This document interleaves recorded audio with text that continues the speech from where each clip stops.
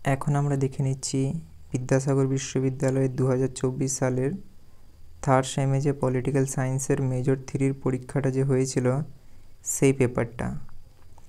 এই দেখো এখানে লেখা আছে 2024 third semester examination CCFUPNEP political science Indian political thought ancient and medieval.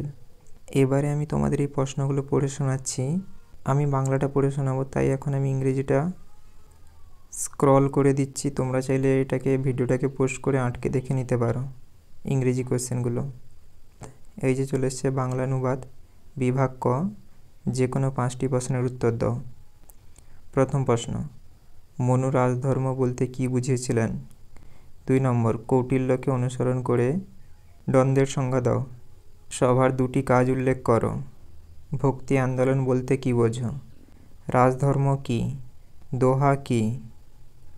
সমন্বয়বাদ বলতে কি বোঝো? আবুল ফজল লিখিত 2টি বইয়ের নাম লেখো। বিভাগ খ, যে কোনো 4টি প্রশ্নের উত্তর দাও। মনুস্মৃতির সামাজিক আইনের উৎসগুলির সংক্ষিপ্ত বিবরণ দাও। আবুল ফজলকে অনুসরণ করে রাজতন্ত্র সম্পর্কে একটি টীকা লেখো। মণ্ডল তত্ত্ব সম্পর্কে একটি সংক্ষিপ্ত টীকা লেখো। বারানীর ন্যায় বিচারের ধারণাটি বর্ণনা করো। মধ্যযুগীয় ভারতে ইসলামিক রাষ্ট্রচিন্তার বৈশিষ্ট্যগুলি লেখো। নানকের সমন্বয়বাদ সম্পর্কে একটি সংক্ষিপ্ত টীকা লেখো। দেখুন, আপনারা যে ছোট ছোট ভিডিও দেখে থাকেন, এগুলো বানাতে অনেকটা করে সময় যায়। তাই যদি ভিডিওগুলো আপনাদের একটু ভালো লেগে থাকে তাহলে লাইক ও সাবস্ক্রাইব করতে ভুলবেন না। তাহলে কি হয়, নতুন নতুন ভিডিও বানাতে ভালো লাগে। বিভাগ গ, যে কোনো 3টি প্রশ্নের উত্তর দাও। কৌটিল্যের রাষ্ট্রতত্ত্বের একটি মূল্যায়ন করো। ভারতের রাষ্ট্রচিন্তায় কবিরের সমন্বয়বাদের গুরুত্ব আলোচনা করো। মধ্যযুগীয় ভারতের সমাজ ও রাজনীতিতে সুফিবাদের প্রভাব আলোচনা করো।